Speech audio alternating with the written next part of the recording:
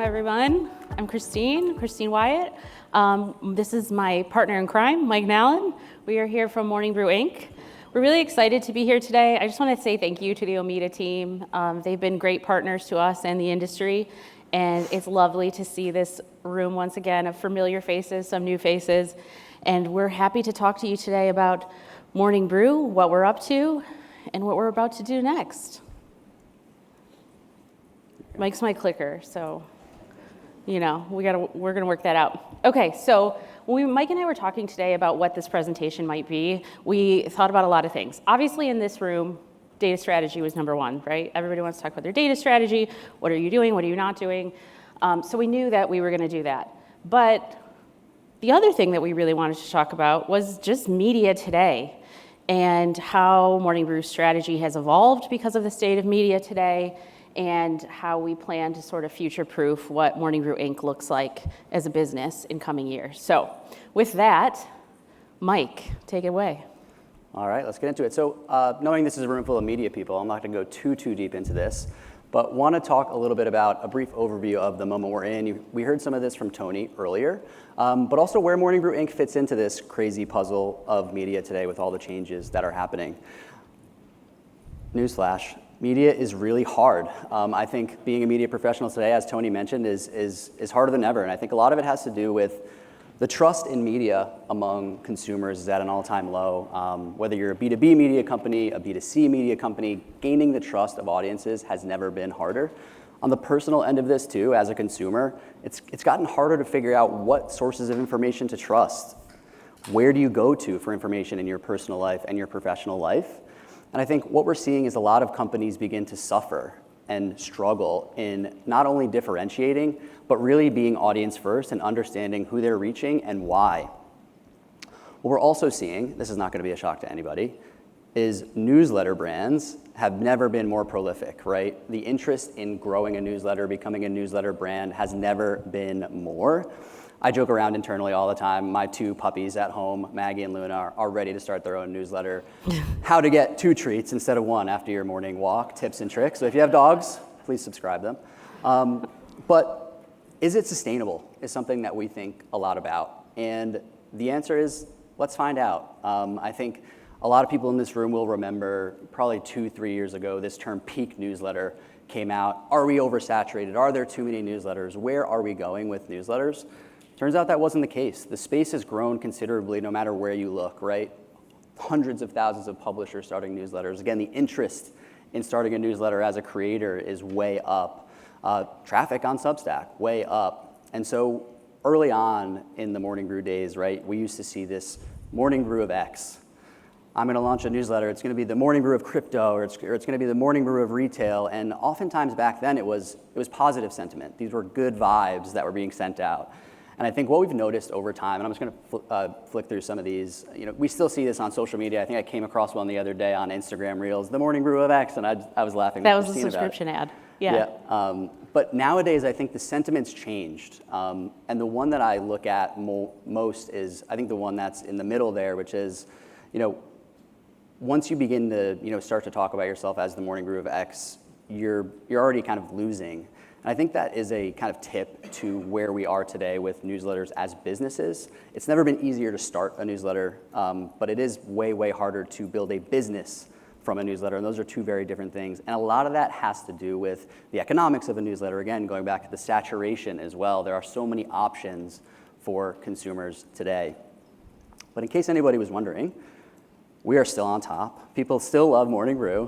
They come to us every single day, and we couldn't be more excited about that, but we are expanding considerably. And you might be asking yourself, if newsletters are bigger than ever, Morning Brew's been one of the flagship names in this space for the last 10 years, turning 10 this year. That's exciting too.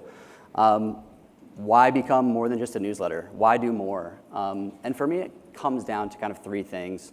One is we've learned a ton about this audience. So when you look at our B2B audience, about 2/3 of that audience is now considered a known user. And when we say known user, we're not just saying we can identify them. What we mean is we can form a sentence with who they are, where they work, what function they're in, what industry they're in. And that has allowed us to expand in all kinds of different ways. Second, we've built world-class brand love and affinity among these really hard-to-reach audiences, which gives us a license to try new things and ask more of these audiences. And this just in this morning, not everyone wants to read newsletters. So if you look at Q1 of this year, our footprint for that Morning Brew flagship brand is actually 70% outside of the inbox. So we've done quite a bit of expansion here. So, bold statement here. That's why we call ourselves the most engaging business media company in the world. Click. Okay.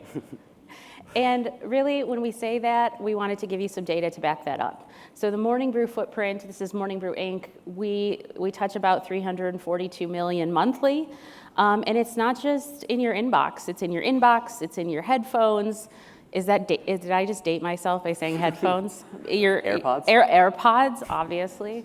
It's in your AirPods. You know, we meet people face to face. We convene professionally, personally. We are everywhere from comedy clubs, and that is true. We have creators that have comedy club shows, to conference rooms where we're talking to people about the needs of their business and how to, further themselves in their careers. So the Morning Brew audience is incredibly loyal, they're invested, and they come from all walks of life. But how did we get there? How did we get to that 342 million touch points across our audience? Well, there's two main reasons that we're going to go through today. I'm going to talk a little bit about brand affinity and how we've built that. That's something that I think is really unique to the Morning Brew Inc. value proposition. And then Mike is going to dive a little bit deeper into the data side of things. But at Morning Brew, next slide. We like to say that brand love is the key that opens all doors for us.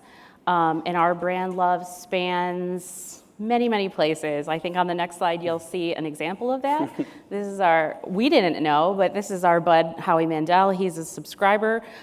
This came to us in a, Brew Crew Slack channel. We had no idea, but that was a fun surprise for us on a random Tuesday morning.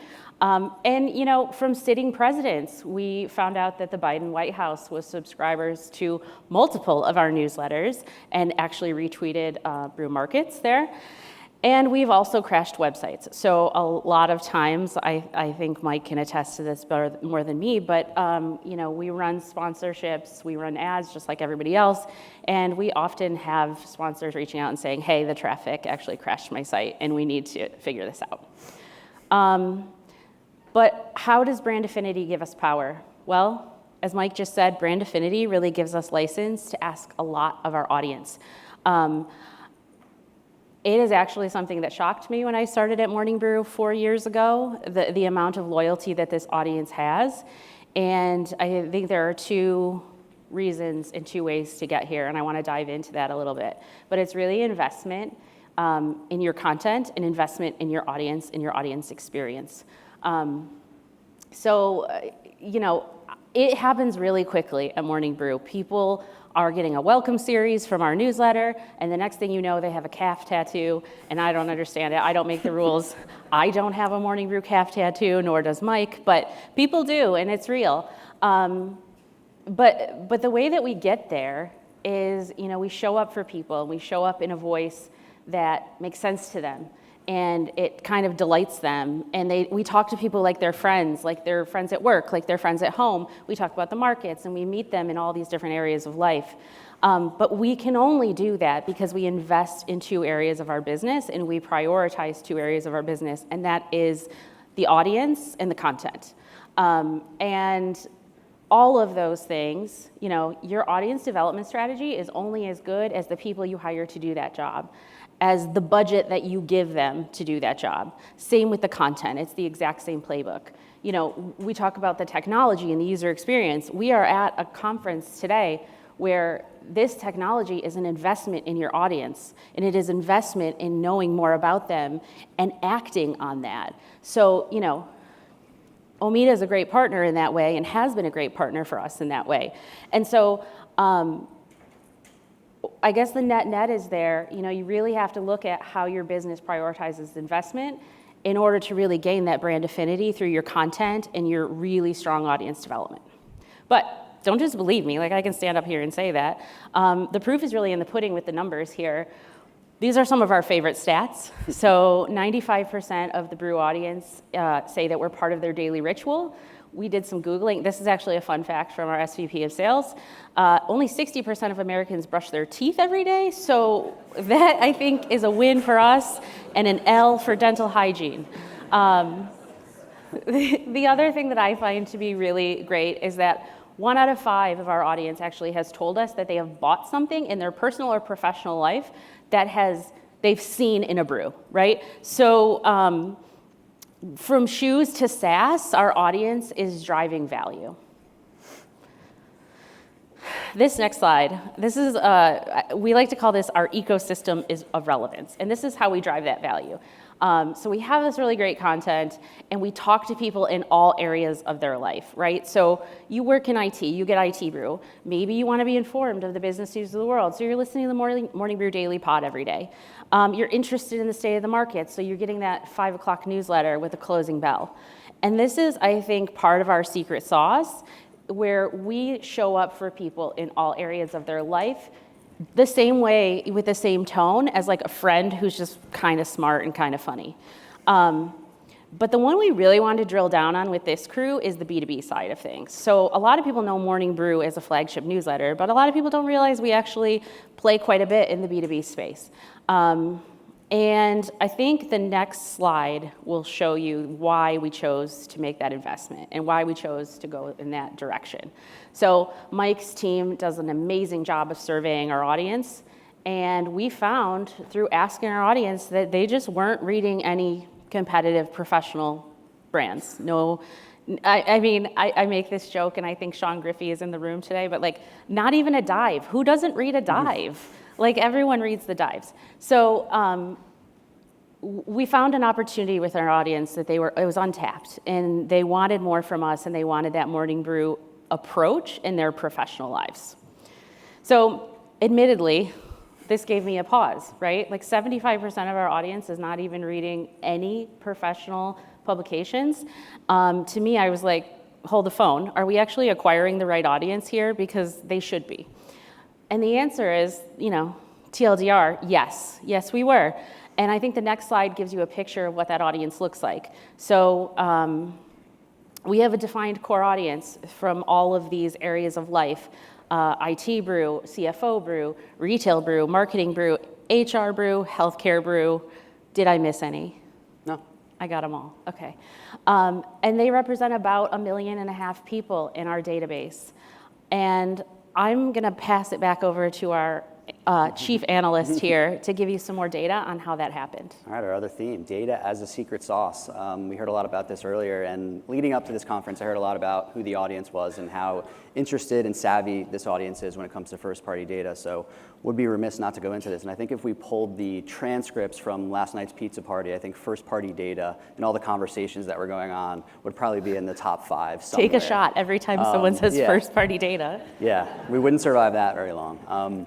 But so I want to start by saying back in 2021, as I'd say, when we start to become really serious about data, and some people will tell you, don't know who, that's when Kristine and I were both hired. We're not going to say it, but some say it. But really 2021 was the year where we went from kind of flirting with data to full-on courtship. And the idea here was really to future-proof Morning Brew's audience strategy.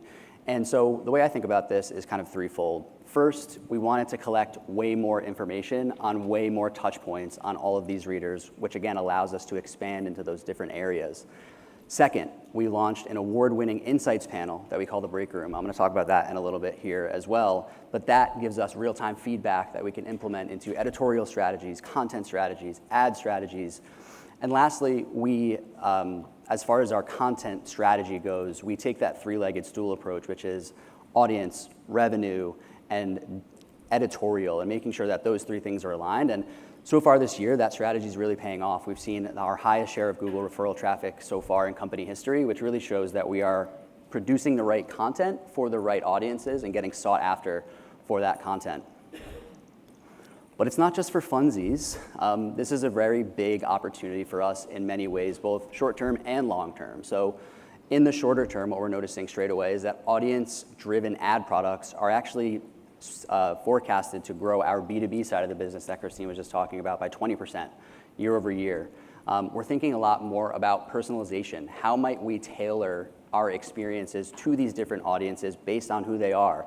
An example of that is recently we launched what we're calling subpubs, which are behavioral-based themed newsletters. If you tell us with your behavior you're interested in a topic, we're going to feed you more of that content.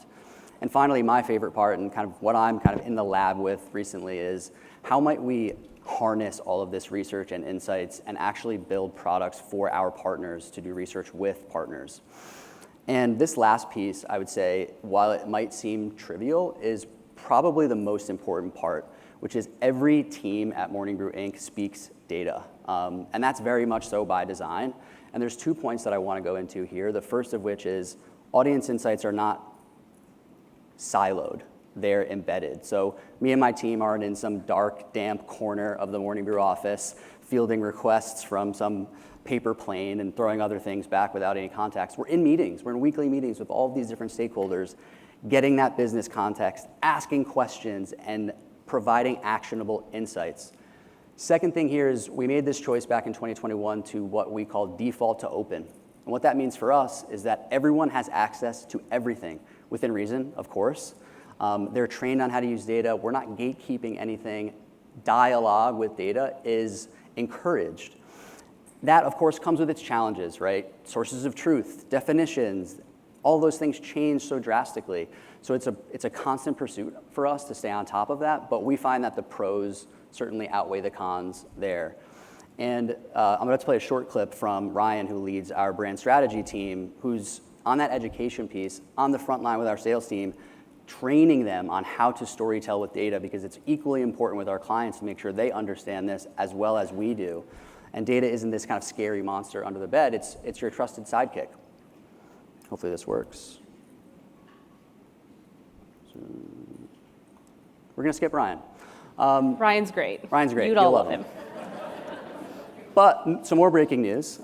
So coming up in June, so just next month, we're launching our 8th B2B publication. It's gonna be called Revenue Brew. If you're sales adjacent, sales support, subscribe. I'm sure you'll love it. We'd love to have you as a subscriber. But we thought it'd be cool to kind of go into this high-level approach that we take when launching and sustaining these new brands. First is we zero in on the right audience. We identify who they are. We understand which job functions, sub-functions, seniorities are we looking to target. Is there room to grow with that audience based on who we have today? Second, we work really closely with our editors and journalists to understand, is there an interesting story to tell that's untapped? You know, how might we develop recurring narratives that really matter to this audience, the sales audience in this case? Third is we do our best to validate advertiser demand. So we work really closely with our revenue team to understand where is the money and how might we go get it. And so last year, we ask, we don't assume. So going back to the research practice that we're building, it's really about, here it was about surveying over 320 sales leaders and understanding things like who they are, beyond things like standard firmographics or demographics, what content they crave, what don't they like, even more importantly. And then also how do they view their roles, the roles around them, and how might we as Revenue Brew help bring them insights to help them be better at their jobs, to help them. And so this last slide we really put together as kind of a leave behind, kind of bringing all of these themes together. So I'm sure this deck will be shared around. I'm not gonna go through this in detail, but hopefully that's helpful. Been enjoying this so far. Thank you all for your attention today and happy to be here. Thank you again. Thank you.